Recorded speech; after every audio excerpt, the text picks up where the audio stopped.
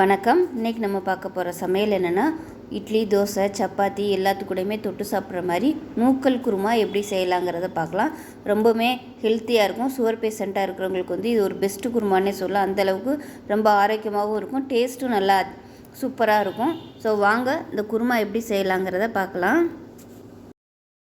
இப்போ குருமாவுக்கு ஒரு தேங்காய் பேஸ்ட் ரெடி பண்ணிக்கலாம். 1/4 கப் அளவுக்கு துருவன தேங்காய், 1 டீஸ்பூன் சீரகம் சேர்த்துக்கலாம், 1 டீஸ்பூன் சோம்பு சேர்த்துக்கலாம், ஒரு 5-6 முந்திரி பருப்பு சேர்த்துக்கலாம். இதோட ஒரு பச்சை மிளகா, பெரிய பச்சை மிளகா இருக்கிறதுனால நான் 1 எடுத்திருக்கேன். நீங்கள் சின்னதாக இருந்தால் ஒரு 2 இல்லை 3 எடுத்துக்கோங்க. இது கூடவே சின்னதாக ஒரு துண்டு கிராம்பு சேர்த்துக்கலாம். அதே மாதிரி ஒரு துண்டு பட்டை சேர்த்துக்கலாம்.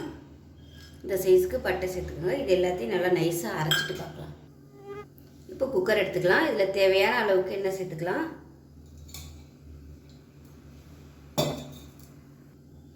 இப்போ எண்ணெய் சூடாகவும் ஒரு பிரியாணி இலை சேர்த்துக்கலாம். ஒரு சின்ன துண்டு பட்டை சேர்த்துக்கலாம். 2 கிராம்பு சேர்த்துக்கலாம். அதோட கொஞ்சமாக கல்பாசி, ஒரு சின்ன ஸ்டார் அனீஸ், அதில் ஒரே ஒரு பூ எதழ் மட்டும் சேர்த்துக்கலாம். ரொம்ப சேர்க்க வேணாம். மசாலா நான் கம்மியாக தான் சேர்த்துருக்கேன். இப்போ கொஞ்சமாக ஒரு 5 இலை புதினா சேர்த்துக்கலாம். கொஞ்சமாக கருவேப்பிலை சேர்த்துக்கலாம்.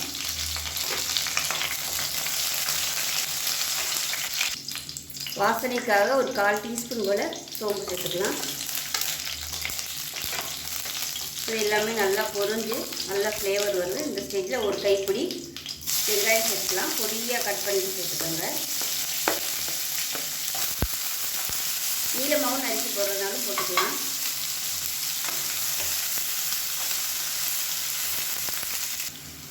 கொஞ்சமாக உப்பு சேர்த்துக்கலாம் வெங்காயம் வதங்குறதுக்கு. நான் இஞ்சி பூண்டு பேஸ்ட் போடலை. தேங்காய் அரைக்கும் போது இஞ்சி பூண்டு போட்டு அரைச்சிட்டேன். அது சொல்ல மறந்துட்டேன். ஒரு சின்ன துண்டாக ஒரு 3 துண்டு இஞ்சி, ஒரு 5-6 பல் பூண்டு சேர்த்து அதிலே அரைச்சிக்கோங்க.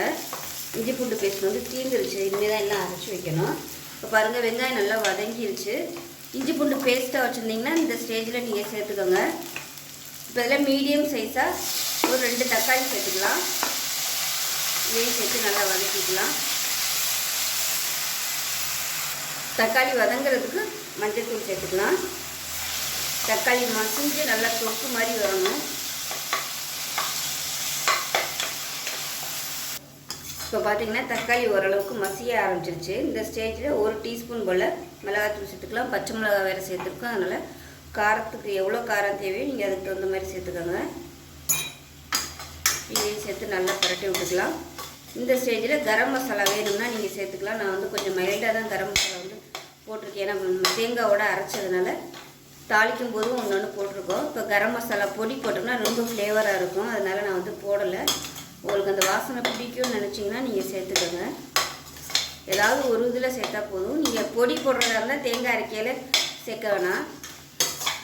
பாருங்கள், இது எல்லாமே நல்லா வதங்கிடுச்சு. இப்போ 100 கிராம் அளவுக்கு நூக்கல் எடுத்து வச்சுருக்கேன். இதை இதில் சேர்த்துக்கலாம். கட் பண்ணிவிட்டு நல்லா இந்தளவுக்கு பொடியாக கட் பண்ணிக்கோங்க.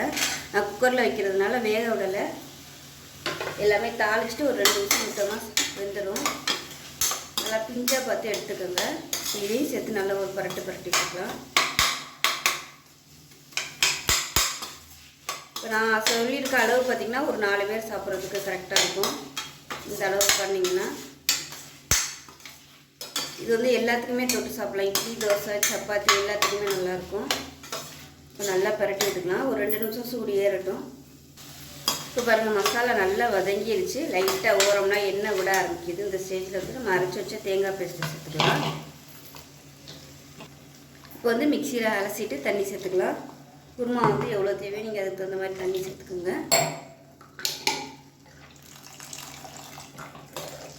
திக்னஸ் பார்த்துக்கிட்டு தண்ணி சேர்த்துக்கோங்க. நான் இந்த அளவுக்கு வச்சுருக்கேன். ரொம்ப திக்காக இருந்துச்சுன்னா அதுக்கப்புறமா நம்ம தண்ணி சேர்த்துக்கலாம். இப்போ உப்பு செக் பண்ணி பார்த்துக்கலாம்.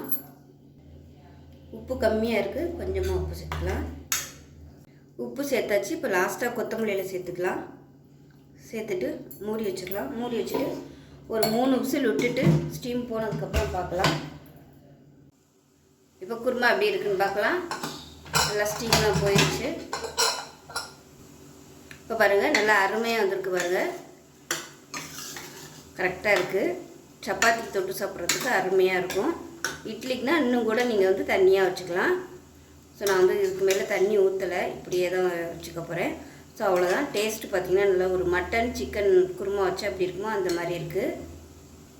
இப்போ பார்த்திங்கன்னா நல்லா சுட சுட இட்லி.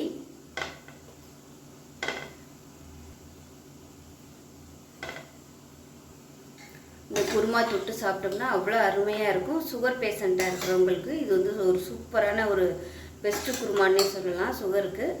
ஸோ அந்த காயோடு எடுத்து சாப்பிட்டிங்கன்னா ரொம்பவே ஹெல்த்தியாக இருக்கும். ஸோ ட்ரை பண்ணி பாருங்கள். ட்ரை பண்ணி பார்த்துட்டு எப்படி வந்துச்சுங்கிறத சொல்லுங்கள். வீடியோ பிடிச்சிச்சின்னா லைக் பண்ணுங்கள், கமெண்ட் பண்ணுங்கள், சேனலை சப்ஸ்கிரைப் பண்ணுங்கள், பக்கத்தில் உள்ள பெல் பட்டனை ப்ரெஸ் பண்ணுங்கள். நன்றி.